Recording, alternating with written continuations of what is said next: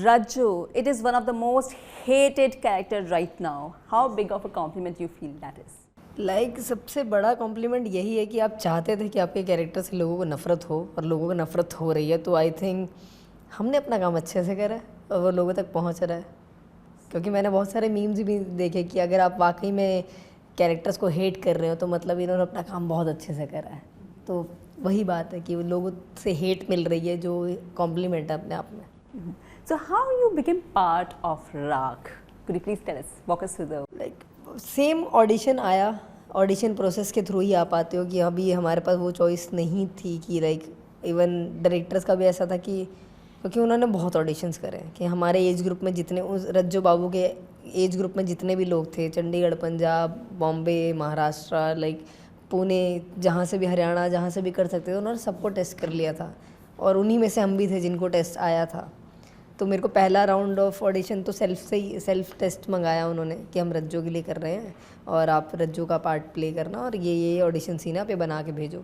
मैंने पहला सीन बना के भेजा उनको और वो उनको पसंद आया।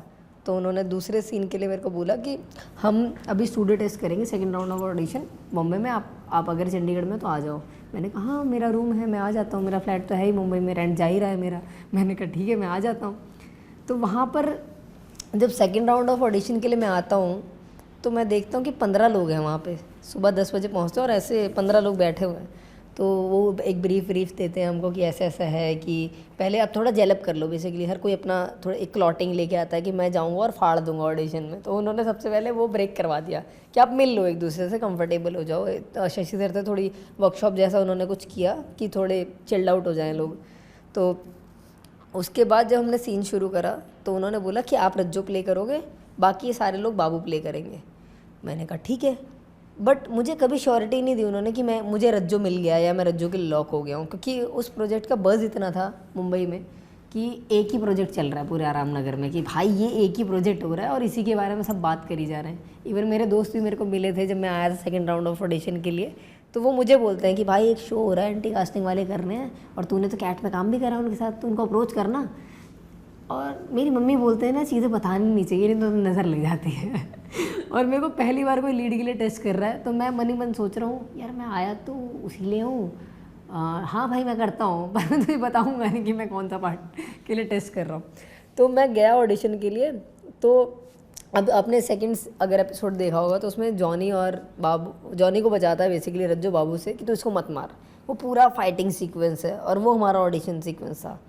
अब उसमें 14 लोगों के साथ करना है जब, तो मुझे ऐसा नहीं था कि सिर्फ एक टेक करना था। किसी के साथ एक टेक हो रहा है, किसी के साथ 4 टेक हो रहे हैं। तो वो जो 14 लोग थे वो 35 से 40 लोग हो गए काउंटिंग में।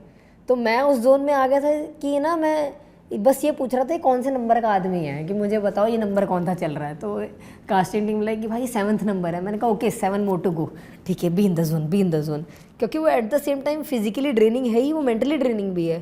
क्योंकि उसमें जॉनी की डेथ हो जाती है एंड रज्जू इसलिए बहुत इमोशनल हो जाता है कि यार मेरे को पढ़ना नहीं था, मैं कहाँ किस चीज़ में पड़ गया, मेरे को नहीं जाना था इस ट्रैक पे। तो वो बार बार इमोशनली उस इमोशन से आपको निकालना, मतलब 40-45 बार आप जो जा रहे हो, तो बहुत ड्रेनिंग था वो। और फिज़िकली भी ड्रेनिंग इसलिए था क्योंकि बहुत चार्ज अप सीन है, तो आपको पता नहीं लग रहा कहाँ पर आपको चोट लग रही है। क्योंकि कोई मेरे यहाँ पे घुटने पे नील दे के जा रहा है, कोई शोल्डर पे दे के जा रहा है, मार्क्स पड़ रहे हैं छाती पे। तो आपको मतलब उस टाइम बॉडी चार्ज अप है तो आपको पता नहीं लगता है कि क्या हो रहा है। और बट जब शाम को घर जाते तो आपको पता लगता है जब बॉडी कूल डाउन होती है कि कहाँ कहाँ दर्द हो रहा है। क्योंकि ना हाँ ये सब ऑडिशन है। इवन मेरे को कास्टिंग टीम ने ना बीच में बोला भी कि आप रेस्ट ले लो अगर आपको चाहिए तो। एंड आई एम लाइक भाई इतनी बड़ी अपॉर्चुनिटी है और मैं ऐसे ब्रेक ले लूँ। और दूसरी बात मेरे को ये था कि जितनी इंपॉर्टेंट मेरे लिए है उतनी ही मेरे को एक्टर के लिए भी है। क्योंकि अगर मैं उसकी जगह होता और मेरा को एक्टर मेरे साथ टेस्ट इसलिए नहीं कर रहा क्योंकि वो थक गया है, मुझे कितना बुरा लगता है, मेरे को कितना गुस्सा आता उस पर कि यार मैं इतने राउंड ऑफ ऑडिशन करके यहाँ तक पहुँचा हूँ और मेरे को मेरे को एक्टर का सपोर्ट ही नहीं मिला। तो मैंने कहा नहीं यार, मैं अपने कोई सेल्फ गिल्ट लेके नहीं जा सकता कि मेरे को अगर जाना है तो मेरे को प्योरली ही जाना है और मेरे को ऑल इन होके काम करना है। इवन मेरे को हर आदमी के साथ अपना 100% देना है कि किसी को ये ना लगे कि मेरे साथ इसकी इंटेंसिटी ज़्यादा बेटर थी, मेरे साथ कम थी। और वो लोगों को दिखी भी जो वो 14 लोग आए थे, क्योंकि वो ना मेरे से पूछ रहे थे ऑडिशन के दौरान कि भाई तुझे भूख लगी है, तू चॉकलेट खाएगा, कुछ मतलब तेरे लिए कुछ लाएं, जूस लाएं। तो मतलब बहुत सपोर्टिव लोग थे और वो सारे बेस्ट थे, सारे बेस्ट थे। एज एन एक्टर मेरे को कुछ ना कुछ वो दे के ही गए हैं जो शायद मैंने शो में अप्लाई भी करा है। तो उसके बाद आपको समझ में आ गया कि यू आर द। हाँ, उसके बाद एक और सीन था हमारा, क्योंकि हमें नेक्स्ट डे फिर आना था ऑडिशन के लिए, एक और सीन करना था उन्होंने। तो मेरे को रात को जब मैं जाता हूँ रूम पे तो मैं उनको आइस पैक के साथ ना फ़ोटो भेजता हूँ कास्ट्यूम टीम को कि देखो भाई यार यहाँ घुटने में लगा हुआ है। तो वो कहते कल करना है। मैंने कहा हाँ भाई कल करते हैं, मैं मना नहीं कर रहा हूँ, बस जो आपने 10 बजे का टाइम रखा है क्या वो 12 बजे कर सकते हैं हम, कि 2 घंटे और मिल जाएंगे तो मैं सो के आ जाऊँगा ढंग से। तो वो फ़ोटो वो कहता मैं रिवर्ट करता हूँ। तो उनका फ़ोन आता है एंड इज़ लाइक भाई हम कल नहीं कर रहे हैं, हम परसों करेंगे, तू रेस्ट कर एक दिन। मैं जो सोया हूँ उस दिन, मैं सारा दिन सोया हूँ। मैंने कहा भाई बहुत जगह दर्द हो रहा है, अब मैं सोऊंगा बस। स्क्रिप्ट कब मिली आपको? स्क्रिप्ट मिली मेरे को मेरे बर्थडे वाले दिन, जिस दिन मेरा बर्थडे था, लेकिन वेलकम ऑन बोर्ड वाला वो मेरे बर्थडे वाले दिन हुआ है। तो मैं क्योंकि पहले आपको जब तक आपका कॉन्ट्रैक्ट नहीं हो जा रहा तब तक आपको स्क्रिप्ट नहीं मिल रही।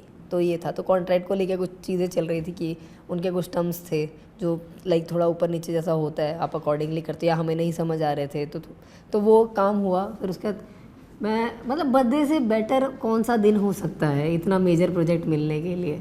तो मैं उस दिन स्क्रिप्ट मिला और मैं बहुत खुश था। मैं सबसे पहले वो स्क्रिप्ट लेके वर्सोवा में इरफान सर की कब्र है अपने, तो मैं वो स्क्रिप्ट लेके सबसे पहले वहाँ गया, क्योंकि मैं बहुत एडमायर करता हूँ सबको कि मेरी ज़िंदगी का सबसे बड़ा प्रोजेक्ट है जो भी मेरे को मिला है। सर बस मेरे पे अपनी नज़र रखना थोड़ी, मतलब जितना आप डिवोशन से काम करते हो, मैं अगर आपके नाखून बराबर भी छू पाऊँ तो बहुत बहुत बहुत होगा मेरे लिए।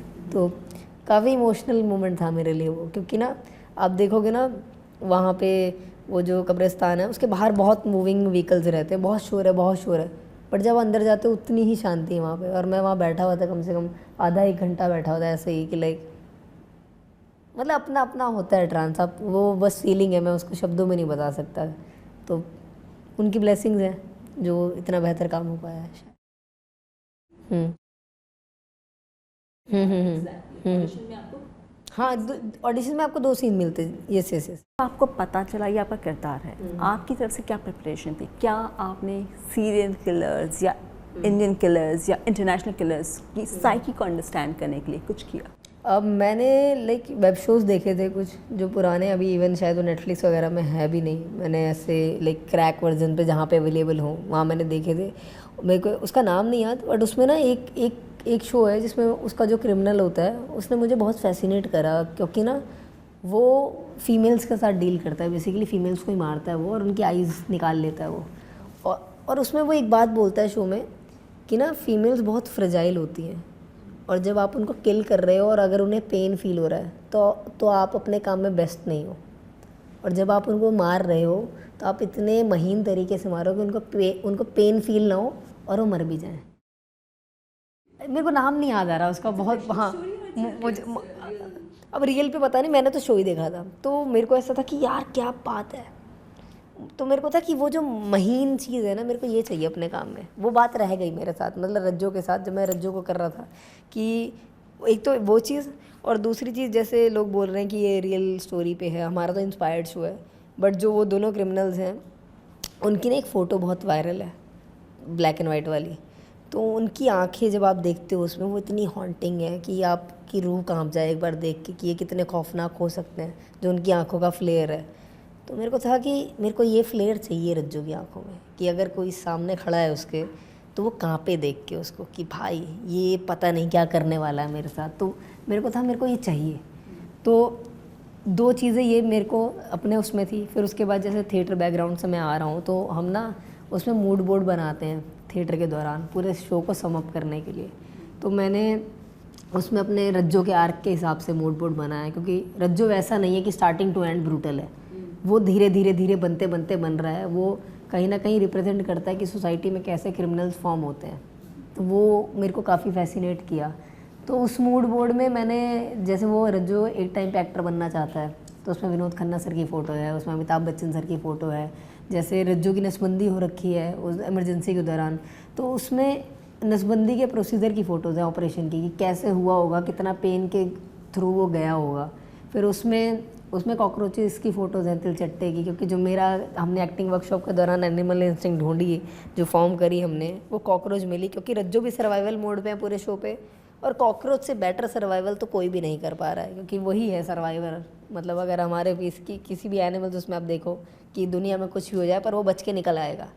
तो उस दौरान जब हमने वो प्रोसेस के दौरान कॉकरोच डिसाइड करा, तो मेरे मूड बोर्ड पे कॉकरोचेस की फ़ोटोज़ भी हैं कि अलग अलग एक्सप्रेशन में, क्योंकि वो एक जैसा बिहेव तो नहीं करने वाला सिचुएशन में, वो हमेशा चूज़ करेगा कि जहाँ मुझे अपना मजाक उड़वाना है वो अपना मजाक उड़वाएगा, जहाँ उसको स्टैंड लेना है वो कोशिश करेगा स्टैंड लेने की, कि हमेशा लोगों को लगेगा कि उसको ओवर पावर किया जा रहा है, बट वो चूज़ कर रहा है कि मुझे ओवर पावर किया जाए। वो क्योंकि बाबू के साथ है, पर वो ऐसे पलट जाता है कि मैंने कुछ नहीं करा, सब कुछ बाबू ने करा। और यही चीज़ ना उसको ह्यूमन भी बनाती है, जो सर्वाइवल इंस्टिंक्ट वाली बात है कि हम चाहे जितने मर्जी सभ्य हों, पर जब बात हमारे सर्वाइवल पे आती है तो हम बुरे से बुरा काम करते हुए भी ना झिझकते नहीं बिल्कुल भी। तो कितने दिन या कितने महीने आप रज्जो के किरदार में रहे? हमने शूट अप्रॉक्स करा है, लाइक अगर प्री से देखा जाए तो हम 6 महीने तो गए हैं मेरे को उस प्रोजेक्ट में प्री से, क्योंकि मेरे को जब ऑडिशन आया था मैंने तब से ही अपना रिसर्च वर्क स्टार्ट कर दिया था, क्योंकि मेरे को था कि मैं ही हूँ और मैं ही करूँगा ये कैरेक्टर, कोई सेकंड थॉट नहीं था मेरे को। और अगर प्रोडक्शन टीम की बात करी जाए तो हमने शायद 3 महीने उसके साथ बिताए हैं मैंने ऑन फ्लोर, बट मेरे 6 महीने गए हैं उस प्रोजेक्ट में। रज्जो के किरदार से निकलने के लिए कितना टाइम लगा मतलब समय तो लगा उसके लिए। हाँ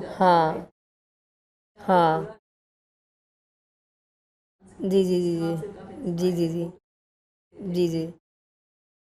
मतलब मैंने ऐसा सोचा नहीं था कि मैं ऐसा करूँगा, पर ऐसा हो रहा था मेरे साथ, क्योंकि मेरे को अब भी याद है सेट के दौरान, मुझे शूट के दौरान मेरी एक दोस्त है जिसने मेरे को बोला, यार तू मिल ही नहीं रहा हमसे, इतना कितना तू मतलब समझ आ रहा है तो कि तुझे लीड मिल गया है, तो अब तू दोस्तों से भी नहीं मिलेगा। मैंने कहा भाई ठीक है मैं आ रहा हूँ, हमारी शिफ्ट ओवर होती है और मैं उसके घर जाता हूँ, वो है और उसकी रूममेट है। और जब मैं वापस आने लगता हूँ तो वो बोलती है मेरे को, भाई अब ना हम शो ख़त्म होने के बाद मिलेंगे। मैंने कहा क्यों? कहती तू ना अभी किसी और फ्रीक्वेंसी पे रन कर रहा है।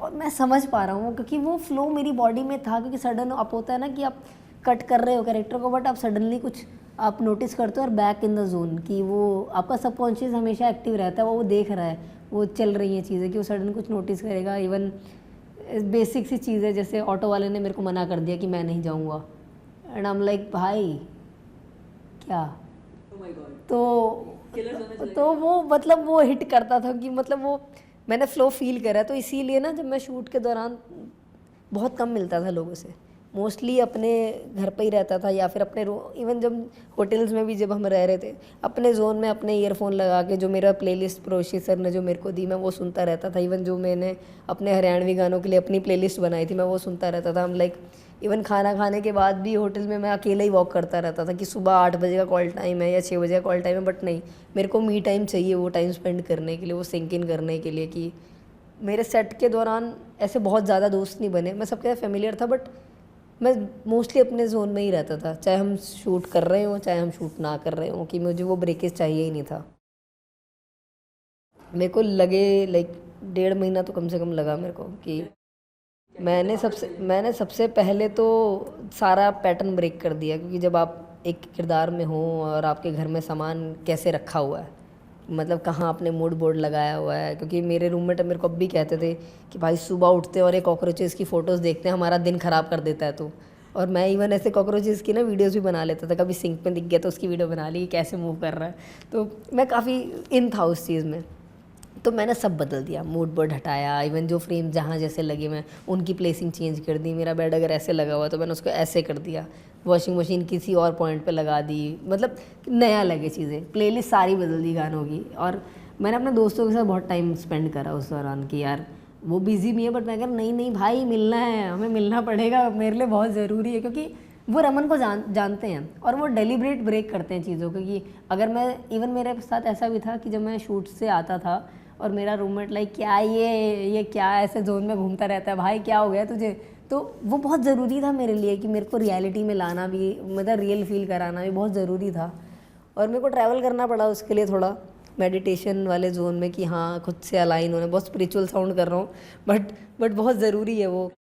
मैं सबसे पहला मैं भी त्र्यंबकेश्वर गया था, उसके दौरान मानसून का टाइम था और बारिश हो रही थी बहुत भयंकर, कि मज़ा ही आ गया। मतलब मैं पहले नीचे जो शिवलिंग है वहाँ पर गया, फिर ऊपर जटा मंदिर है वहाँ पर गया, और क्या मतलब one of the best trip है मेरा, वन ऑफ द बेस्ट। कि वो बारिश के बीच में वहाँ पे पानी गिर रहा है और इतनी पतली पतली सीढ़ियाँ और आप उसके ऊपर चढ़ रहे हो, और मैंने कानों में वो एक गाना चल रहा है बॉलीवुड वाला, बहुत सही वाला, तो मज़ा आ रहा है मेरे को। तो बहुत टाइम बाद ना बहुत रिलैक्स फील हो रहा था, ऐसा लग रहा था बहुत स्ट्रेस रिलीज़ हो गया मेरा। क्योंकि मेरे को अब भी याद है जब मैं उससे वापस आया और मैं जब नेक्स्ट डे उठा हूँ सो के, मैं इतना हल्का फील कर रहा था ना कि क्या बात है, ऐसे लग रहा था बहुत दिन बाद नींद पूरी हुई है मेरी, सच में।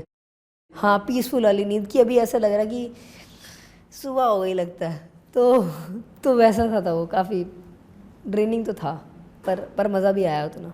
रमन, आप क्रिकेटर रह चुके हैं, आप स्पोर्ट्स में रह चुके हैं, किस तरह से सच हुआ, क्यों हुआ? मतलब क्यों हुआ, ओ वाह, क्यों का तो सवाल मेरे पास भी नहीं है, और किस तरह हुआ ये कोई एक ब्रेकिंग पॉइंट नहीं होता है आपका, हमेशा धीरे धीरे धीरे चीज़ें बिल्ड होती रहती हैं। आपका एक घड़ा होता है जो धीरे धीरे भर जाता है, तो आई थिंक मेरा वो घड़ा था जो भर गया, और भगवान शायद मेरे लिए कुछ और बेहतर चाहता था। क्योंकि मैं कभी रिग्रेट नहीं है मेरे को कि मैं स्पोर्ट्समैन नहीं बन पाया, क्रिकेटर नहीं बन पाया, क्योंकि मेरे को फॉर्म स्पोर्ट्स नहीं करा है। क्योंकि कहीं ना कहीं जब आप एक प्रोसेस में रहते हो, आपका एक स्केड्यूल रहता है, तो आप ऑटोमेटिकली भीड़ से अलग हो जाते हो। आप जैसे मेरे पापा बोलते हैं कि हमने स्पोर्ट्स ने तुझे बिगड़ने नहीं दिया, वाकई में स्पोर्ट्स ने मुझे बिगड़ने नहीं दिया। क्योंकि हम सुबह 5 बजे ग्राउंड चले जाते थे और वहाँ से अपनी यूनिफॉर्म चेंज करके स्कूल, फिर वापस घर आए, खाना खाया, यूनिफॉर्म चेंज करी, वापस एकेडमी। तो ये मैं 7-8 साल यही था कि मेरे को अब भी याद है कि मैंने नॉर्मल कपड़े ही नहीं डाले, मैंने लोअर टी शर्ट में ही अपना पूरा निकाल दिया। जो कपड़े घर पे रखे वो रखे छोटे हो गए, कि मतलब मेरी हाइट उतनी भी नहीं बढ़ी, पर जो थे उस दौरान वो छोटे हो गए मेरे। तो बहुत अच्छा था वो, और कभी भी ना ऑडियंस फेयर नहीं रहा मेरे को। क्योंकि और उसमें ऐसा सा है कि ना, अब आप जो भी परफॉर्म कर रहे हो, वो आपने आज 5 विकेट ले लिए, वो कल नहीं अप्लाई हो रहे, कल के मैच में आपको दोबारा परफॉर्म करना पड़ेगा। और अगर लास्ट मोमेंट में आपको एक ओवर में 10 रन रोकने हैं और वो आपको मोमेंट में करना है, वो कोई और आके नहीं करेगा, और कोई आपको बता नहीं सकता। आपने जितनी मर्जी ट्रेनिंग करी हो नेट्स में, जो भी है, बट आपको उस मोमेंट पर डिसीजन लेना है, क्या मेरे लिए सही है, क्या मेरे लिए गलत है। और ऑडियंस का जो वो क्राउड है पूरा, जो आप पे उस मोमेंट में प्रेशर है। यहाँ पर फिल्म में तो स्टिल मेरे को ऐसा लगता है कि हम शूट करते हैं, फिर एडिट पे जाता है प्रोजेक्ट, और रिफ़ाइन किया जा सकता है, चीज़ें बचाई जा सकती हैं। पर वहाँ जहाँ थिएटर और वो जो स्पोर्ट्स है कि जहाँ पे गिव एंड टेक ही आमने सामने, तो कभी उसने काफ़ी फॉर्म करा कि ऑडियंस फेयर नहीं रहा मेरे को। परफॉर्मेंस करते हुए कभी ऐसे ओपन अप होने के लिए बहुत वो नहीं करना पड़ा कि यार मेरे को डर लग रहा है ऑडियंस से। तो वो काफ़ी अच्छा रहा मेरे लिए कि मैं अभी जो भी हूँ, कहीं ना कहीं उसमें स्पोर्ट्स का बहुत बड़ा हाथ है। बोर नहीं हो गया था, मेरे को मज़ा आना बंद हो गया था। क्योंकि ना एक टाइम के बाद ना आप चीज़ों पे ना आपको एक्सपेक्टेशंस आपकी बढ़ जाती हैं कि यार मेरे को अभी ये लेवल अचीव करना है, जो कि ज़रूरी भी है आपको करना। क्योंकि जब आप बेहतर हो किसी चीज़ में तो आपको वो मिलना बहुत ज़रूरी है। जैसे विनी सर के उसमें मैंने देखा था इंटरव्यू में, जिसमें कहते हैं कि सोना अगर तपता ही रहेगा तो काहे का सोना, उसको मिलना भी तो चाहिए पॉइंट, कि उसको पता भी तो चले कि हाँ। तो वही है कि आपको, जैसे अगर मैंने कैट ना किया होता या कैंपस ना किया होता, मैं फैमिली को कैसे प्रूव करता कि मेरे को बॉम्बे जाना है। एक आपको सोर्स ऑफ मोटिवेशन उनको भी देना पड़ता है कि यार नहीं, ये कुछ कर रहा है। तो अगर मेरे को वो स्पोर्ट्स में नहीं मिल पा रहा अपने काम में बढ़िया होने के बावजूद, तो कैसे मैं अपने आप को वो, क्योंकि कोई और मोटिवेट नहीं करता आपको कहीं ना कहीं उस आपकी मेहनत का फल मिलना भी बहुत ज़रूरी है आपको। पर जो चीज़ आपको पसंद है उसमें चीज़ें अचीव नहीं हो रही हैं, उसमें से स्विच करना है, कोई चीज़ स्क्रैच से शुरू करना है, किस तरह से एक्टिंग में रुझान आपका बढ़ा, किस तरह से हुआ? मैं कॉलेज में था फाइनल ईयर में, और स्पोर्ट्स का वैसे ही चल रहा था, XYZ रीज़न जो थे वो काफ़ी हावी थे, और मेरे को मज़ा ही नहीं आ रहा था खेलने में। कि मज़े से ज़्यादा आउटपुट पे ज़्यादा ध्यान जा रहा था मेरा, कि ये होगा तो इससे ये हो जाएगा, और ये क्यों नहीं हो रहा है। तो मेरे को ऐसा लग रहा था कि यार ये तो नहीं चाहिए मेरे को ये अपने काम से। तो यूथ फेस्ट का ऑडिशन होता है हमारे यहाँ, और मैं क्लास में बैठा होता और मेरा दोस्त कहता है चला मस्ती करके आए। मैंने कहा चलते हैं, देखते क्या हो रहा है। तो वहाँ पर वो ऑडिशन कर रहे थे और मैंने कुछ तो करा और उनको अच्छा लग गया वो, और उन्होंने मेरे को जो उनका कैंप होता है बेसिकली, उसमें से वो बच्चे सेलेक्ट करने हैं, उसके लिए सेलेक्ट कर लिया उन्होंने। और वो हमारा चला लाइक एक महीना कुछ चला वो हमारा, 1-2 महीना। तो लकीली उसके दौरान ही मेरे को उन्होंने फाइनल जो टॉप 6 या 9 लोग जो होते हैं जो स्किट परफॉर्म करने वाले हैं, मैं उनमें से एक था कि मेरे को पहले साल ही ऑन स्टेज मिल गया। और मैंने कहा क्या बात है। और जब हमने वो परफॉर्म करा, लाइक किसी और कॉलेज में गए थे हम परफॉर्म करने, और उसके बाद ना मेरे टीचर ने आके मेरे को हक करा कि वो जो हमारी 2.5-3 महीने की जो मेहनत थी पूरी बनाए, और वो जो फील था वो ना मैं आज भी ढूंढता हूँ कि वो जो फीलिंग थी उतनी प्योर वाली वो मेरे को नहीं मिल रही, वो जो प्योरिटी थी। और वो जो ऑडियंस का रिस्पांस था पहली बार कि हम जो परफॉर्म कर रहे हैं आमने सामने ही हो जा रहा है कि कोई बैरियर ही नहीं बीच में, मेरे को लगा यार ये मज़ेदार चीज़ है, इसको मैं एक्सप्लोर कर सकता हूँ क्या चीज़ है। बट कभी श्योर नहीं था कि एक्टिंग करूँगा मैं। तो जो मेरे टीचर हैं उन्हीं का ग्रुप है, अमित सनोरिया, सरवर अली सर जो है उनका ग्रुप है सात्विक आर्ट्स चंडीगढ़ में। तो उन्होंने बोला तू कर रहा है तो तू प्रोफेशनली क्यों नहीं करता, आ जा हमारे साथ। तो मैं था कि मैं तो स्पोर्ट्स में हूँ, मैं यहाँ कैसे जाऊँ, तो ऊपर से फ़ीस भी है आपके ग्रुप की तो कैसे करूँगा। इसलिए कि फ़ीस का कोई दिक्कत नहीं, तू आ जा हम देख लेंगे। तो मैं चला गया वहाँ पे। फिर वो नुक्कड़ नाटक करवाया उन्होंने हमसे, फिर मेरे को पेमेंट आ गई उससे नुक्कड़ नाटक से। मुझे नहीं पता था इस चीज़ के पैसे भी मिलने वाले हैं। तो मेरा पहला चेक था 2,500 का, जिससे मैंने ग्रुप की पेमेंट भी दे दी कि हाँ ये आपका है। बट स्टिल मेरे को ऐसा था कि ना मैं शाम को जाऊँगा अकेडमी, नहीं शाम को थिएटर जाऊँगा और सुबह अर्ली मॉर्निंग अकेडमी का सेशन अटेंड करूँगा। तो मैंने स्टार्ट में किया भी, बट वो मैनेज नहीं हो पाया मेरे से। तो मेरे को था कि यार, बट अब मैं मोर डिवोटेड थिएटर की तरफ हो गया कि यार मेरे को यही करना है। और मैं ऑडिशन देता रहा और लकीली मेरे को ऑडिशन क्रैक होते गए धीरे धीरे। बट जब कैट हुआ तो कैट मेजर ब्रेक थ्रू था मेरे लिए, कि जिसके बाद फाइनेंशियली भी थोड़ा सॉर्ट हुआ और मैंने सोचा कि अब तो बॉम्बे चले ही जाते हैं, मेरे शहर ने जितना मेरे को देना था दे दिया है। और आई थिंक वो बेस्ट डिसीजन था मेरी लाइफ का, चंडीगढ़ छोड़ के यहाँ आना। ऐसा नहीं कि चंडीगढ़ हमेशा के लिए छोड़ दिया मैंने, चंडीगढ़ है मेरे साथ। मतलब मैं बॉम्बे में भी ऐसा लगता है कि कहीं ना कहीं चंडीगढ़ एक छोटा सा बनाने की कोशिश करता हूँ अपने लोगों में। पेरेंट्स को न्यूज़ कब ब्रेक की कि मैं अब एक्टिंग की राह पे जाने वाला हूँ, जिसमें करियर बहुत डामाडोल होता है, समझ में नहीं आता कि कैसे होगा, कैसे ब्रेक किया? मैंने उन्हें कभी नहीं बोला कि मैं एक्टर बनना है या ऐसा कुछ करना है। इवन जो कैट के बाद भी जब मैं आ रहा था तो फैमिली का कोई प्रेशर नहीं था मेरे को, कि हमेशा आप जब एक छोटे शहर से आते हो तो आपको लगता है कि अब जब मैं इस शहर में कुछ उखाड़ लूँगा तभी जाऊँगा वापस। वो ना चाहते हुए भी आप एक लोड ले लेते हो अपने दिमाग में कि मैं कुछ करूँगा अचीव, तभी जाऊँगा अपने घर, मुँह तभी दिखाऊँगा। और मेरे भाई ने मेरे को तब एक बात बोली थी, भाई कोई स्ट्रेस वाली बात नहीं है, देख तेरे को तेरा काम आता है, अगर हुआ तो ठीक है, हम तेरे को जज नहीं करेंगे, तेरे को वापस आना होगा आ जाइए, कोई दिक्कत नहीं है, मतलब कोई स्ट्रेस वाली बात नहीं है। तो उसने हटा ही दिया, मतलब कोई लोड ही नहीं अब दिमाग में मेरे भी सब, क्योंकि आपके वो जो फैमिली मेम्बर है ना वही मैटर करते हैं सबसे ज़्यादा आपकी लाइफ में। क्योंकि आपको जितना मर्जी लोग प्रेज़ कर दें या जितना लोग बोलें कि मैं हूँ आप तुम्हारे साथ हूँ, बट आपको डीप डाउन पता होता है कि आपके जो फैमिली है वही लास्ट में मैटर करती है। और वही अगर आपको इतना सपोर्ट दे रहे हैं तो आई थिंक वही सबसे ज़रूरी है। अब कम से कम 6-7 साल रहे होंगे आपने मुंबई में अपने गुजारे? मैं 4 साल तो हो गए मेरे को बॉम्बे आए।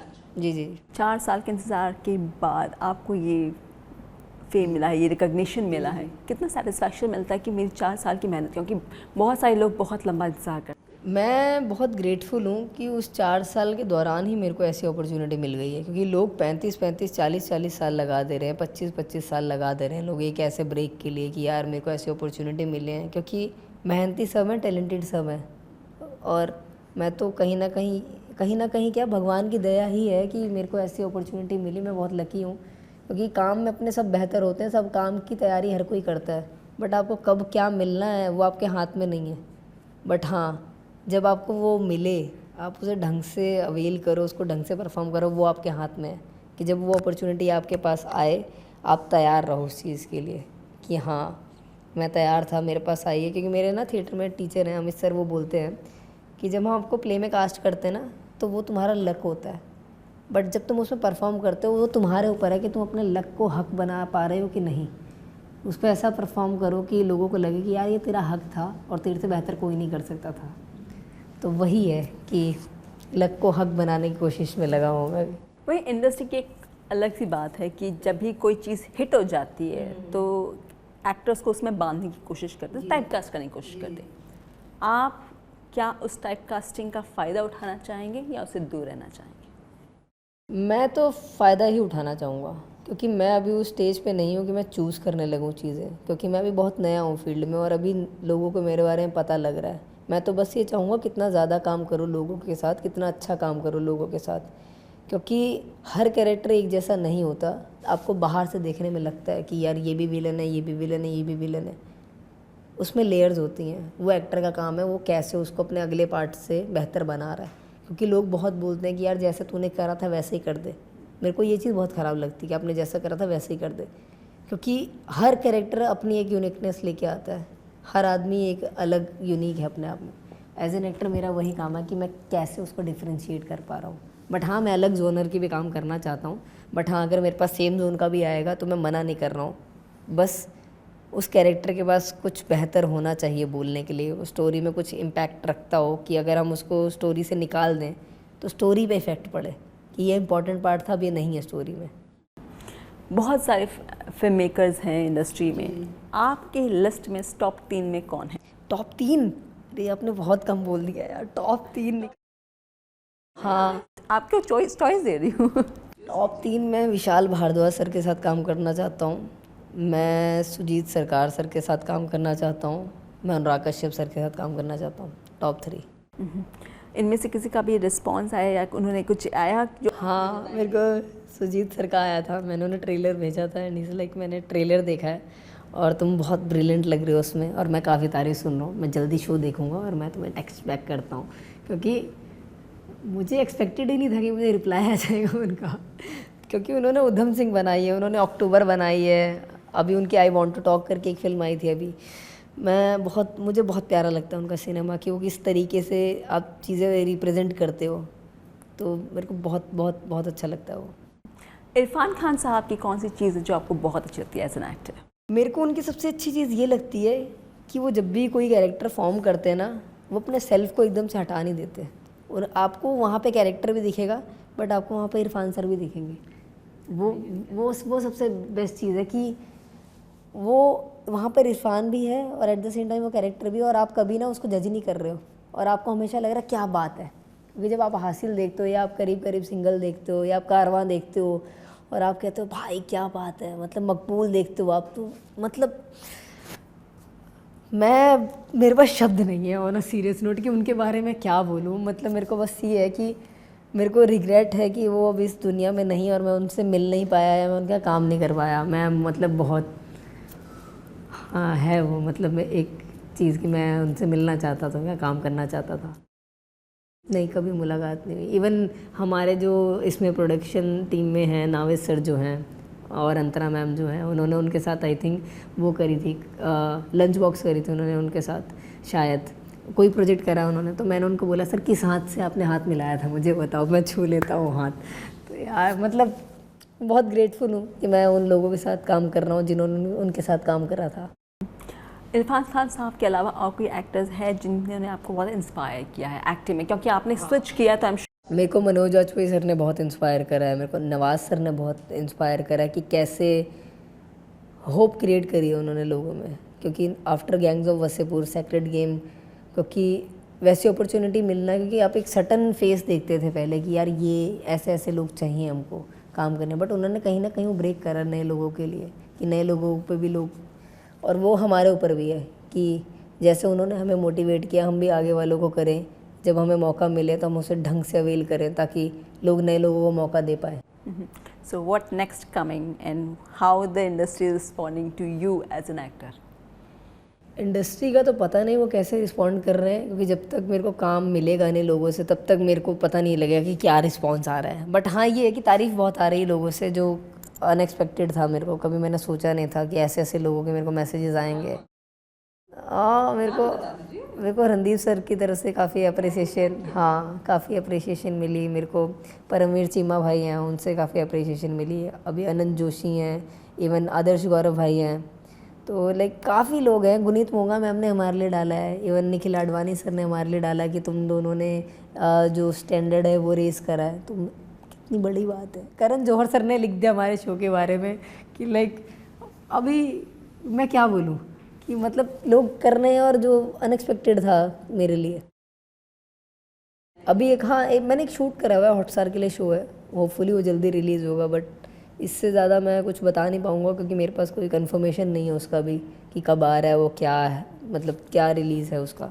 बाकी मैं कोशिश कर रहा हूँ कि मैं नए मेकर से मिल पाऊँ या वो मेरे से मिल पाएँ, कि हम एक मीटिंग पॉइंट पे मिले जहाँ पे चीज़ें थोड़ी बेहतर हो पाए, कि हम फर्दर मूव करें आगे। नेक्स्ट रोल आपका बहुत इम्पॉर्टेंट होगा, जो शो आपने मेंशन। जी जी जी, वो बिल्कुल अलग है, रज्जू जैसा बिल्कुल भी नहीं है, कि रज्जू 1% नहीं है उसमें। होपफुली वो पसंद आए लोगों को, क्योंकि कुछ अलग है, मज़ा आएगा लोगों को, इतना है। रे है या पॉजिटिव? इट्स अ फन है, तो मज़ा आएगा। हाँ मतलब फ़न है पूरा। अब बाकी तो शो आएगा तो आप जज करके बताना मुझे, वो आपका काम है, मैं कर आया हूँ अपना काम।